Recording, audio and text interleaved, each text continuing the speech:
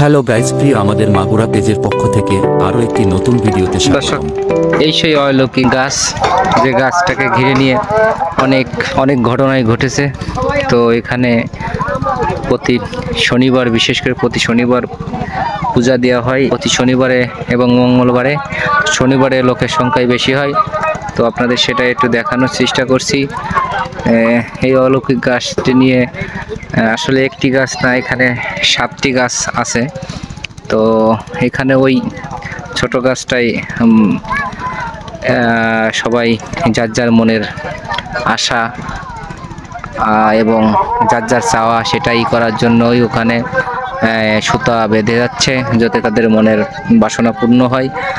আসলে সনাতন ধর্ম অবলম্বী যারা আছেন তারা বিশ্বাস করে যে এরকম মনের যে আশাগুলো আছে সেগুলো যদি আমি এখানেই করে থয়ে যাই, বেঁধে থয়ে যাই, হয়তো বা পূরণ হবে। যার কারণে তারা এই ভাবনাতেই তারা এই কাজগুলো করছে। এবং একটা কথা আছে, ভক্তিতেই মুক্তি মেলে। তো ভক্তি করলেই সব কিছু সম্ভব। তো এখানে দেখতে পাচ্ছেন প্রচুর লোক এসেছে। আসলে আমি এখন দাঁড়িয়ে আছি, এই জায়গাটির নাম হলো অক্কুরপাড়া। আসলে অক্কুরপাড়া এবং সাইডে আর একটা গ্রাম আছে, সেই গ্রামের নাম আড়াইসাত।